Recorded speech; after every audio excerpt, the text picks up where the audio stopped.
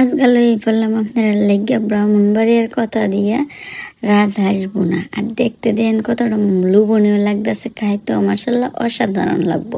আর মাটির চুলার মধ্যে কাইলে একটা কড়াইয়ের মধ্যে যদি আপনারা এমনিতে রাজহাঁসটা রান্ধেন তাহলে এটার স্বাদ গুণ সব অন্যরকম হয়ে যাবো গা।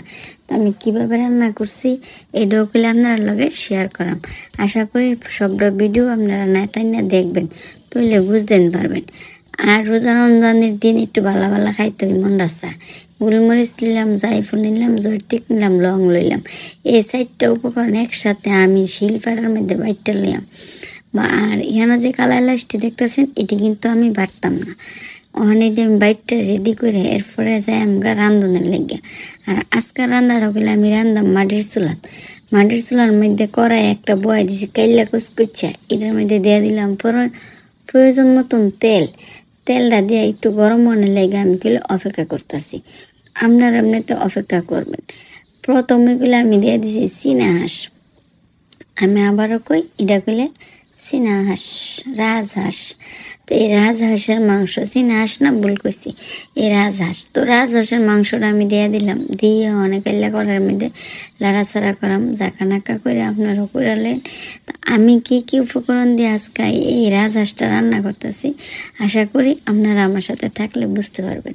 আর আমি যেইভাবে রেসিপিটা দিয়ে আমি ইনশাল্লাহ খুব সহজে এবং মজাদার একটা খাবার আপনারা খাইতে পারবেন। তো যাই হোক, কিন্তু লাইরা টেরা লইলাম যাতে ফুরে না জায়গা লাগে না জায়গা। তো ওখানে আমি একে একে করে কিছু উপকরণ এড করবো, কিছু মশলাপাতি দিয়ে দিব।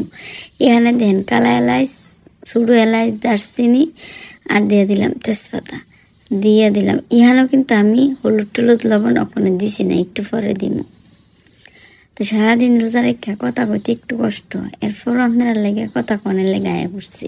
তো সামান্য পরিমাণ লবণ দিয়ে ওখানে আমি কইলে লাইরা টেরা দিতেছি। তো আপনারাও চাইলে এমনিতে লাইরা চেরা দিতেন পারেন। আর ভিডিওটা খুব ছোটই, এত বেশি বড় না। আশা করছি ধৈর্য ধরে আপনারা সকলেই ভিডিওটা দেখবেন। তো কিছুক্ষণ বাজ্যা নেওয়ার পরে আমি দিয়ে দিতেছি হলুদের গুঁড়া, আর আপনারা এইভাবে করে দিয়ে দিবেন।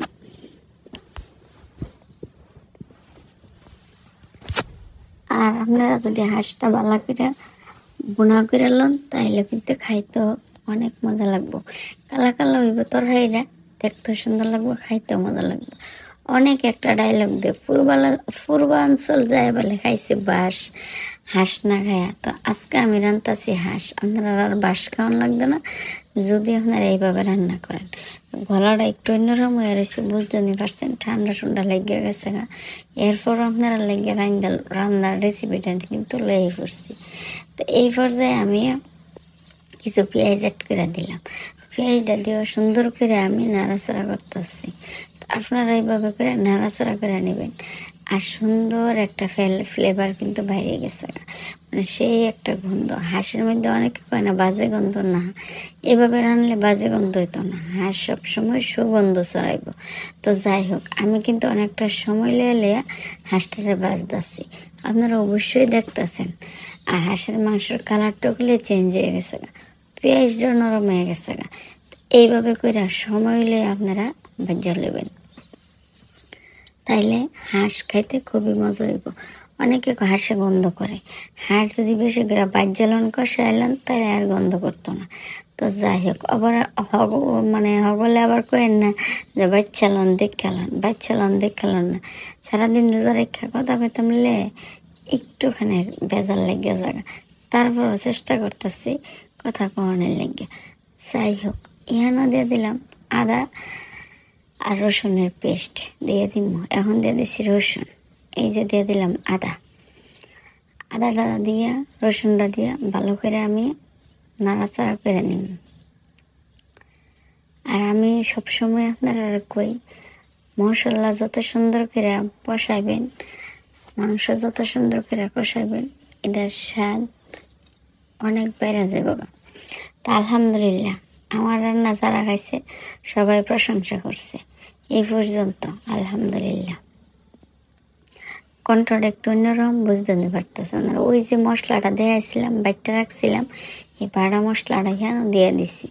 4টা উপকরণ দিয়ে মশলাটা বাটছিলাম। তো যাই হোক, আপনারাও চেষ্টা করবেন এই ধরনের মশলাটি দেওয়ানোর লেগে, তাইলে কিন্তু খাইতে অনেক ভালো লাগবে।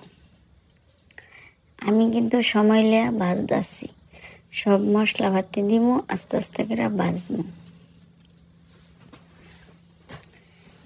আজকে চেষ্টা করতেছিলাম গ্রামের ভাষায় কথা কইতাম।